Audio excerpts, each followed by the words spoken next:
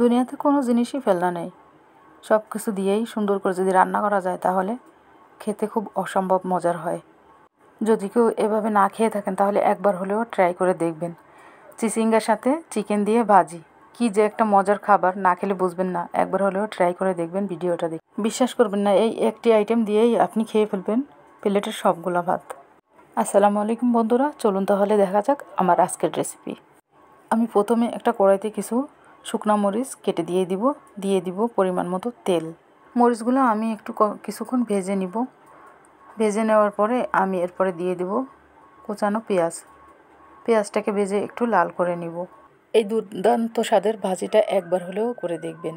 হয়তোবা কেউ কখনোই এই নতুন আইটেমের ভাজিটা করেন নাই, তবে আমি করেছি, আমার কাছে খুব অসাধারণ লেগেছে। আপনারা একবার হলেও ট্রাই করে দেখবেন যে প্রতিদিনই আপনাদের এরকম ভাজি খেতে ইচ্ছা করছে। এখন আমি দিয়ে দেবো চিকেনটা আমি আগেই একটু ছোট ছোট কিউব করে কেটে নিয়েছিলাম। এর আগে আমি একটু ভালো করে তেলের সাথে ভেজে নিব। চিকেনটা একটু ভেজে নেওয়ার পরে আমি দিয়ে দিব পরিমাণ মতন লবণ, হাফ চা চামচ ধনিয়া গুঁড়া, হাফ চা চামচ জিরা গুঁড়া, হাফ চা চামচ গোলমরিচের গুঁড়া। এটাকে দিয়ে আমি একটু ভালো করে মিশিয়ে আবার একটু ভেজে নিব। এখন আমি দিয়ে দেবো চিচিঙ্গাগুলো আমি কেটে পরিষ্কার করে আমি 4-5 মিনিটের মতন একটু স্টিম করে নিয়েছিলাম। পানিটা ঝরিয়ে নিয়েছে। এখন আমি চিকেনের ভিতর দিয়ে দেবো স্টিম করা চিচিঙ্গাগুলি। এটাকে দিয়ে আমি একটু ভালো করে নেড়ে চেড়ে এর সাথে মিশিয়ে নিয়ে কিছুক্ষণ পরেই আমি একবার একটু ঢেকে দিব।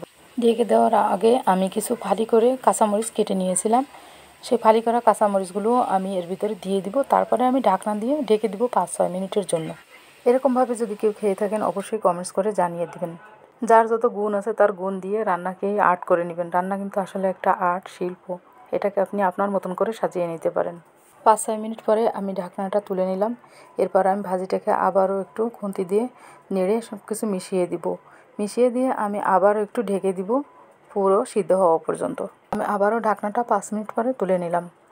এখন আমি ভাজিটাকে নাড়াচাড়ার ভিতরেই আমি ভাজিটা কমপ্লিট করে নিব। আমি আর ঢেকে দিব না। এভাবে ভেজে ভেজে আমি ভাজিটাকে রান্না করে নিব। আসলে দুনিয়াতে কোনো জিনিসই ফেলনা নাই। যদি বাঁশপাতাও ভালো করে মশলা দিয়ে রান্না করা যায় তাহলে সেটাও খাওয়া যায়। এভাবেই আমি ভাজিটা কমপ্লিট করে নিলাম। এখন পরিবেশনের পালা। আপনারা অবশ্যই একবার হলেও ট্রাই করে দেখবেন যে এত স্বাদের ভাজি হয়তো আপনারা আগে খান নাই। একবার খাওয়ার পরে বুঝবেন যে আপনার বারবার, সত্যি বলতেছি, খাইতে মন চাবে। বন্ধুরা, আমার ভিডিওটি দেখে যদি আপনাদের একটু হলেও ভালো লাগে তাহলে লাইক, কমেন্টস এবং শেয়ার করে দিয়ে অন্য বন্ধুদের দেখার সুযোগ করে দিবেন। ভালোবাসা দিয়ে পাশে থাকবেন যাতে আবারও নতুন কোনো রেসিপি নিয়ে, নতুন কোনো ভিডিও নিয়ে আপনাদের সামনে চলে আসতে পারি। ভালো থাকবেন, সুস্থ থাকবেন। সে পর্যন্ত আল্লাহ হাফেজ।